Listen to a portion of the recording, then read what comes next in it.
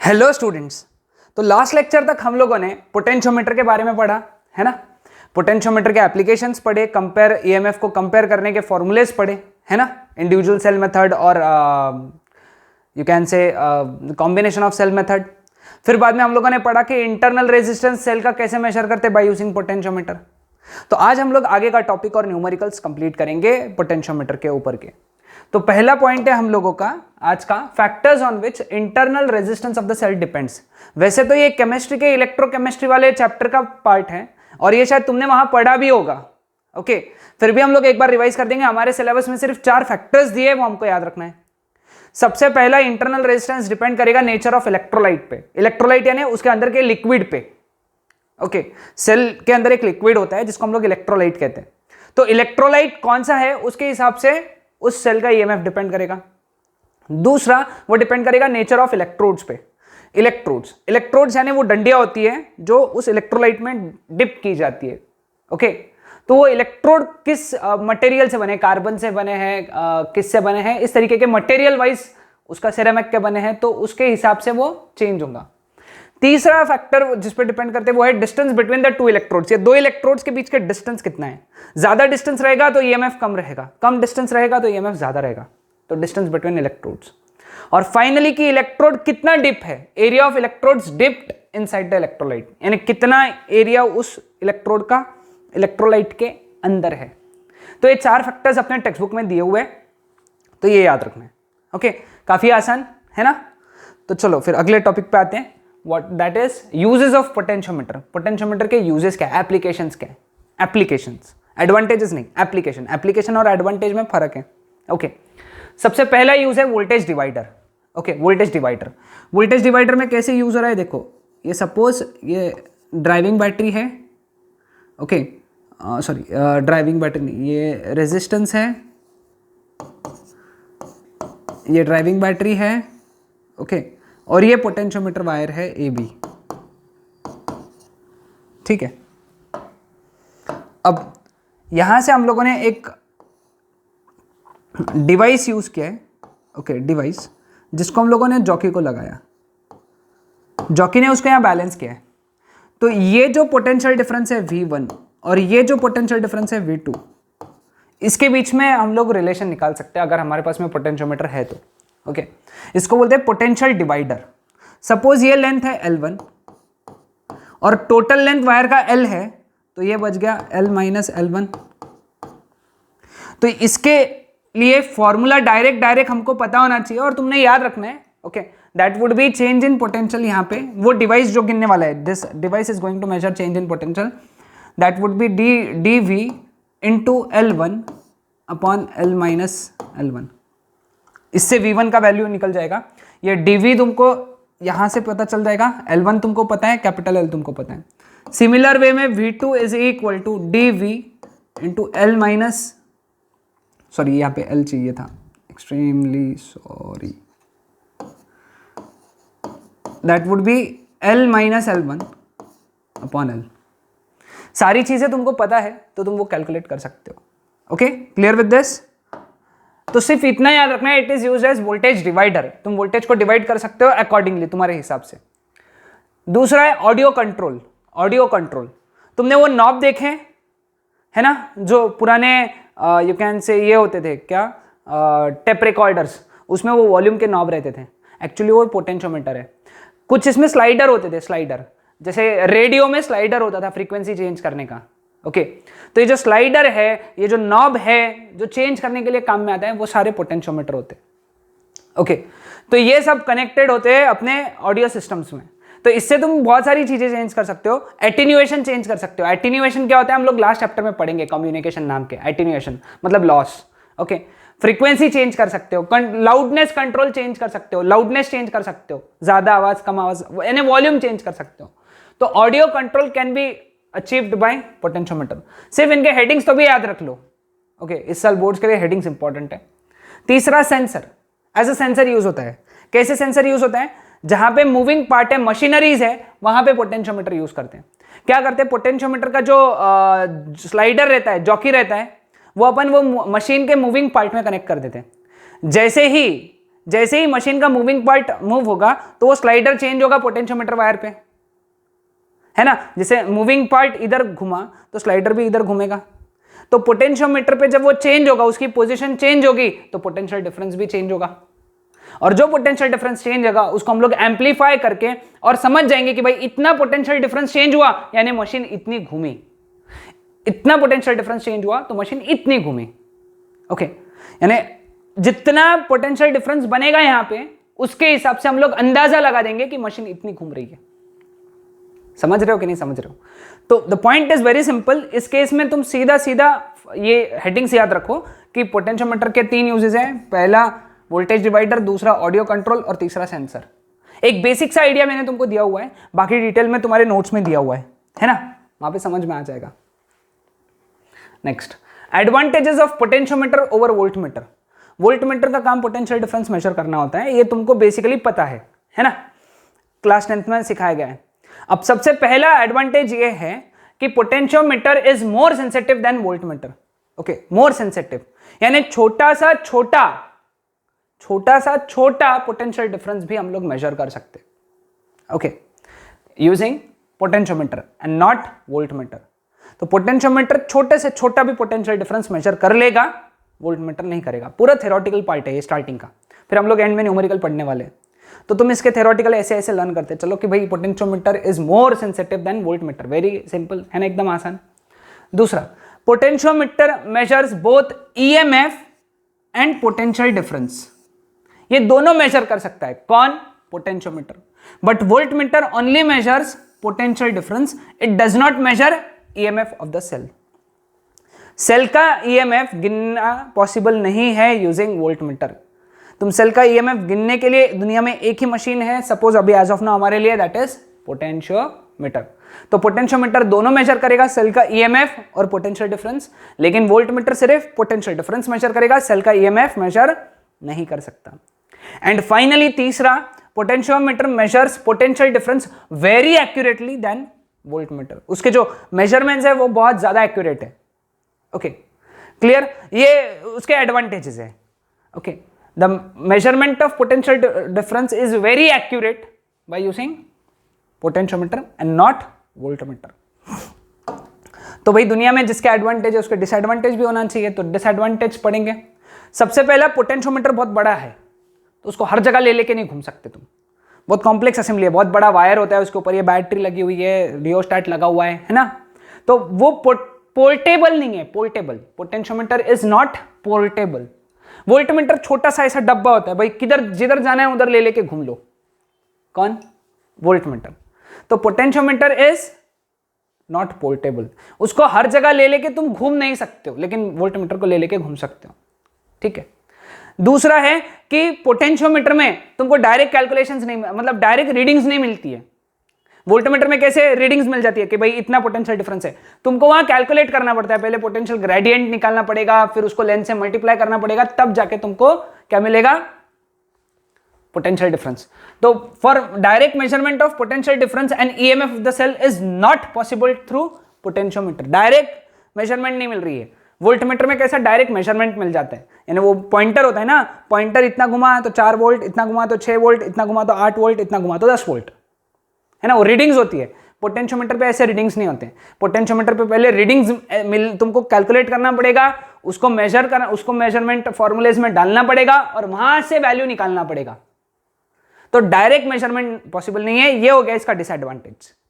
तो 2 डिसएडवांटेज समझे सबको कि भाई पोटेंशियोमीटर इज नॉट पोर्टेबल, और दूसरा direct measurement of potential difference and EMF of the cell is not possible through potentiometer. Jockey should not be slided on potentiometer wire, ये explain करना है। जॉकी को स्लाइड क्यों नहीं करना है? जॉकी यानी लास्ट टाइम तुमको मैंने बताया था, ये इस तरीके का इंस्ट्रूमेंट होता है। तो वो जो जब तुम उसको वायर के ऊपर स्लाइड करोगे तो फ्रिक्शन की वजह से, घसने के वजह से, फ्रिक्शन की वजह से वहां पे हीट प्रोड्यूस हो सकती है, जिससे वायर का शेप चेंज हो सकता है, वायर का रेजिस्टेंस भी चेंज हो सकता है। ओके, समझ गए? देखो statement, sliding jockey on potentiometer wire will produce heat due to friction which will deform the area of wire, यानी वायर का शेप ही चेंज कर देगा, डिफॉर्म यानी change the area of the wire, and resistance of wire will change, wire का resistance भी change हो जाएगा। समझ में आया सबको? हाँ,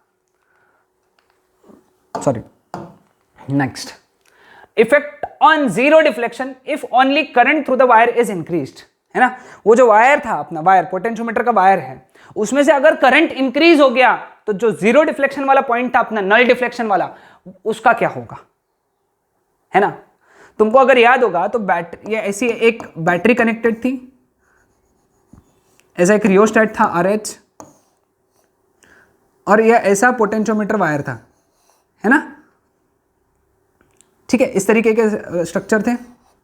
और यहां से अपन ने क्या किया था, एक सेल लिया था और एक गैल्वेनोमीटर लिया था और ये जॉकी अपन घुमा रहे थे।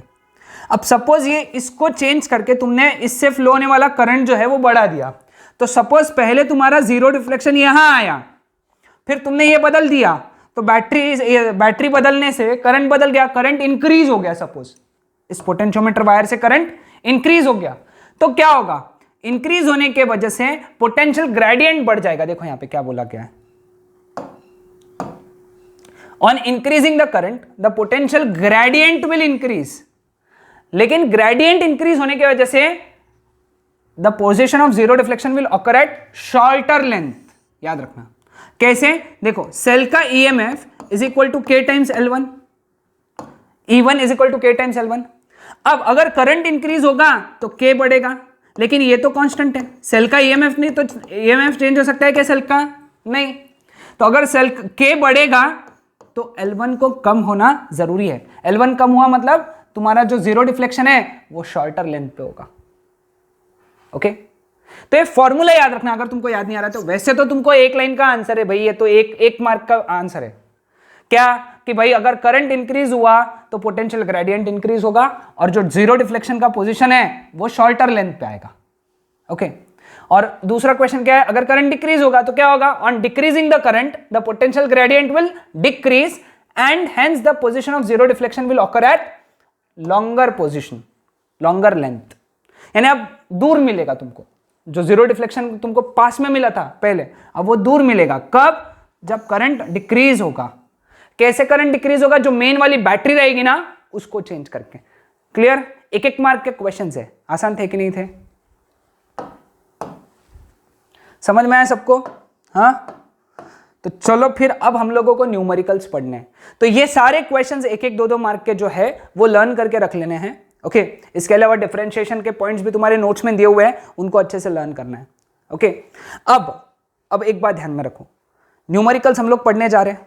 लेक्चर को पॉज करो और न्यूमेरिकल लिख लो पहले। तो क्या बोला है, for a potentiometer circuit the balancing point for resistance 10 ohm is found to be 50 centimetre, यानी L1 is equal to 50 centimetre for resistance 10 ओम।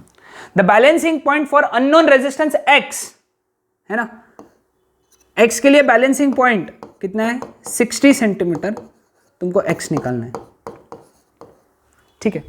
अब कोई भी रेजिस्टेंस के लिए balancing point is directly proportional to its, sorry, resistance is directly proportional to its balancing point. Okay, तो R upon X is equal to L1 upon L2। 10 upon X is equal to L1 कितना है यहाँ पे 50/60, तो X is equal to 6 into 10/5, तो X is equal to 12 ohms. समझ में आया सबको? ये आसान था, ये इतना सिंपल क्वेश्चन है। ओके, सिर्फ ये याद रखना है कंसेप्ट, है ना। दूसरा, in a potentiometer arrangement a cell of EMF 1.25 balances a point at 35 centimeter on the wire. If the cell is replaced by another cell, the balancing point shifts to 63 centimeter. What is the EMF of another cell? तो पहला वाला EMF कितना है 1.25 volt, उसके लिए balancing length कितना है 35 centimetre. फिर बाद में अनदर सेल के लिए बैलेंसिंग पॉइंट कितना हो गया L2 63 सेंटीमीटर, तो उसके लिए EMF कितना हमको मालूम है, EMF is directly proportional to balancing length, तो E1 upon E2 is equal to L1 upon L2। E1 कितना 1.25 upon E2 is equal to 35/63। Therefore E2 is equal to 1.25 into 63 by 35. Okay, 7 9s are 7 5s are 5 0.25s are. तो therefore E2 is equal to 2.25 volts. E2 का value 2.25 volts. आए ध्यान में सबको? आसान चीज. Okay. With a certain cell, the balancing point is obtained at 65 cm on the potentiometer wire. With another cell whose EMF differs from that of the first by 0.1 volt, the balancing point is obtained at 60 cm. Find the EMF of each cell. Let us say let E1 and E2 be the EMFs of two cell. पहले वाले के लिए balancing length कितना है? 65 centimetre. दूसरे वाले के लिए 60 सेंटीमीटर. यहां पे लिख दो since L1 is greater than L2, therefore E1 is also greater than E2. E1 E2 से बड़ा है. इसका मतलब we can say that E1 minus E2 उनके बीच का डिफरेंस, EMF के बीच का डिफरेंस कितना दिया हुआ है? 0.1 वोल्ट. ठीक है, मतलब तुम E1 is equal to E2 plus 0.1 volt भी लिख सकते हो. Okay. Also we know that EMF is directly proportional to length. तो E1 upon E2 is equal to L1 upon L2. E1 upon E1 की जगह क्या डालेंगे अपन? E2 plus 0.1 upon E2 is equal to L1 by L2 यानी 65 by 60. 13 जा 12 जा cross multiplication. 12 E1 plus 1.2 is equal to 13 sorry E2 12 E2 plus 1.2 is equal to 13 E2. ये इधर गया तो 1.2 is equal to 13 E2 minus 12 E2. तो E2 is equal to 1.2 volts. तो अगर E2 1.2 वोल्ट है तो इधर सब्स्टिट्यूट किया E1 is equal to 1.2 plus 0.1 तो E1 is equal to 1.3 volts. आसान था? Simple concept. Okay. Two cells of EMFs E1 and E2 are first connected in assisting condition and the null point is obtained at 8.125 meter. यानी L1 is equal to 8.125 meter. ठीक है. When they are connected in opposing condition यानी L2 कितना मिला? 1.25 meter. Compare the EMFs of the two cell. Okay. अब by combination of cell method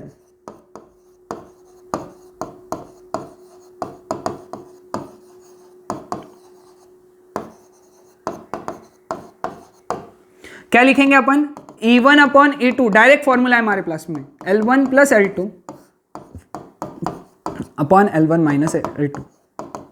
तो E1 upon E2 is equal to L1 कितना है? 8.125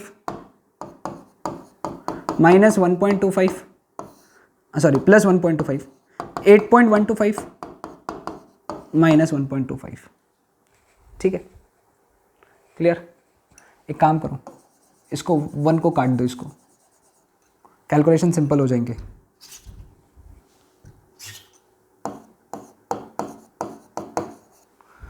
तो 8.25 प्लस 1.25 अपॉन 8.25 माइनस 1.25. ठीक है, सॉल्व करेंगे तो E1 upon E2 is equal to 9.5 upon 7. तो E1 upon E2 is equal to कितना आएगा? 1.340550 हाँ, हम लोगों ने यहाँ चेंज किया, तुमने भी प्रॉब्लम में चेंज कर लो यहाँ पे. Okay, clear with this? आसान था ये question, straight away formula based था. In an experiment to determine internal resistance of the cell. हाँ, ये प्रॉब्लम्स थोड़े से दिमाग लगा के टैकल करो. ओके, बहुत सिंपल प्रॉब्लम्स होते हैं, ज्यादा हार्ड नहीं होते, डायरेक्ट फॉर्मूला बेस्ड होते हैं. EMF of the cell 1.5 volt यानी सेल का EMF दिया हुआ है 1.5 volt. The balancing point in the open circuit condition, यानी हमेशा L1 लेना। The balancing point in open circuit condition at is obtained at 76 centimetre. when a resistor of 9 ohm is used, यानी capital R 9 ohm, then the balancing point shifts to 64 centimeter, यानी L2 is equal to 64 centimeter. Okay, find the internal resistance of the cell. Direct formula है अपने पास में, क्या? Small r is equal to capital R L1 minus L2 upon L2। therefore small r is equal to 9 into कितना आएगा 76 minus 64 upon 64। therefore small r is equal to कितना आएगा 9 into 12, ये 12 आ जाएगा माइनस करके अपॉन 64। 4 3 जा 4 16 जा, तो 9 3 जा 27 बाई 16। तो इसको अगर सॉल्व करोगे तो कितना आएगा 16 1 जा 16, 16 2 जा 32 होता है ना, 50 कम है। ओके तो इट इज 11 1 1 0, 16 6 जा 96, 16 7 जा 16 6 जा 96 है ना, तो 1.6 समथिंग आएगा, 1.6 समथिंग ओम्स। इसको सॉल्व कर लेना है घर पे बैठ के, वेरी सिंपल है ना, समझ में आया सबको? Okay, the EMF of the cell is balanced by a length of 100 centimetre of potentiometer wire. Okay, हमेशा याद रखो ये एक दूसरे तरीके का इंटरनल रेजिस्टेंस वाला फॉर्मूला है। The EMF of the cell is balanced by, एक बात ध्यान में रखना है, ये है L1 ओपन सर्किट कंडीशन वाली लेंथ, जो पिछले प्रॉब्लम में थी ना ओपन सर्किट कंडीशन, ये जो बोला था ना ये वाला है। ओके तो कितना बोला है यहां पे 100 centimetre of potentiometer wire. When the cell is shunted by 10 ohm, यानी कैपिटल R, ये 10 ओम दिया हुआ है। सेल जो शंट किया, सेल के याद है तुमको अगर याद होगा डायग्राम देखो इंटरनल रेजिस्टेंस वाली, उसमें पैरेलल में सेल के पैरेलल में एक रेजिस्टेंस लगाया था हम लोगों ने कैपिटल R, है ना, वो है when the cell is shunted by 10 ohm, यानी पैरेलल, शंटेड यानी पैरेलल होता है, यहां पे लिख दो शंटेड का मतलब parallel. 10 ohm, capital R is equal to 10 ohm. Balancing length reduces by 20 centimetre, 20 centimetre से कम हो गया, 20 सेंटीमीटर नहीं हुआ, 20 सेंटीमीटर से कम हुआ यानी 80 centimetre. Calculate the internal resistance of the cell. Small r का फॉर्मूला कैपिटल R ब्रैकेट में L1 minus L2 upon L2। Small r is equal to 10 bracket में 100 माइनस 80 अपॉन 80। तो small r is equal to 10 into 20 by 80 4 सा, तो small r is equal to 2.5 ohms, 2.5 ohms. Okay, clear with this? ये formula, ये problem लिख लो, सभी problem लिखते चलो, लेक्चर पॉज करना है और लिखते चलना है। हाँ, दिस इज लास्ट प्रॉब्लम, आज का हमारा लास्ट प्रॉब्लम, लेकिन बहुत ज्यादा इंपॉर्टेंट प्रॉब्लम। ओके, अब देखो यहां पे क्या बोला है। When a resistance of 12 ohm is connected across a cell, its terminal potential difference is balanced by 120 centimeter of potentiometer wire. When a resistance of 18 ohm, जब 12 के जगह 18 यूज किया, connected across a cell, यानी capital R है, its terminal potential difference is balanced by 150 centimeter length of potentiometer wire. Find the balancing length when the cell is in open circuit condition, यानी L1, है ना? पहले समझ लो क्या निकालना है, an internal resistance of the cell, यानी small r। फिर ये दो रेजिस्टेंसेस और दो लेंथ क्या है? ओके, इसका मतलब क्या है देखो यहां पे। अब ये जो रेजिस्टेंस है, पहला कंडीशन क्या है, when resistance of 12 ohm is connected across a cell. Formula तो हम लोग एक ही यूज कर रहे हैं, कौन सा वाला जो हमको पता है, small r resistance capital R, small r यानी internal resistance is equal to capital R bracket में L1 minus L2 upon L2, ये फॉर्मूला यूज करने वाले हैं। तो from first case, from first condition,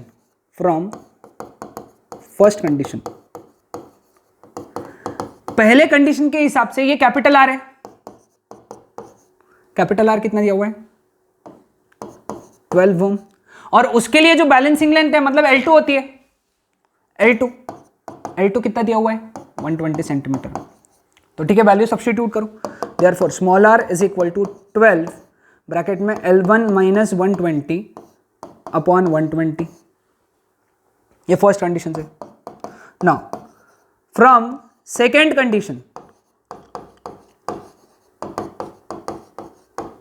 second condition में ये आर दिया हुआ है, यानी आर बदल गया। अब जब आर बदला तो L2 भी बदलेगा, L2 बन गया 150। अब जब L2 बन गया तो नया फॉर्मूला बना, small r is equal to, लिखते चलो 18 ब्रैकेट में L1 माइनस 150 अपॉन 150। अब अपने को L1 और स्मॉल r दोनों निकालना है। From equation 1 and from equation 2 दोनों के लेफ्ट हैंड साइड इक्वल है, तुमने लिखना फ्रॉम इक्वेशन 1 एंड 2 दोनों के लेफ्ट हैंड साइड इक्वल है, तो दोनों के राइट हैंड साइड भी इक्वल होना चाहिए। राइट हैंड साइड क्या है, 12 L1 minus 120 upon 120, 18 L1 minus 150 upon 150। ये 0 0 कट हो गया, 6 2 जा हो गया, 6 3 जा हो गया, 3 4 जा हो गया, 3 5 जा हो गया। ओके 2 1 जा, 2 2 जा, है ना। 5 इधर चला गया, 2 इधर चला गया, तो 5 ब्रैकेट में L1 minus 120 is equal to 2 उधर गया, ऑलरेडी 3 था, 6 L1 minus 150, 5 L1 minus 600 is equal to 6 L1 minus 900, 5 L1 इधर माइनस 900 इधर, तो 900 minus 600 is equal to 6 L1 minus 5 L1, तो therefore L1 is equal to 300 centimetre. L1 300 centimetre आ गया। अब कोई भी एक इक्वेशन में L1 का वैल्यू डाल दो, इधर डालो या इधर डालो, आंसर आ जाएगा स्मॉल r का।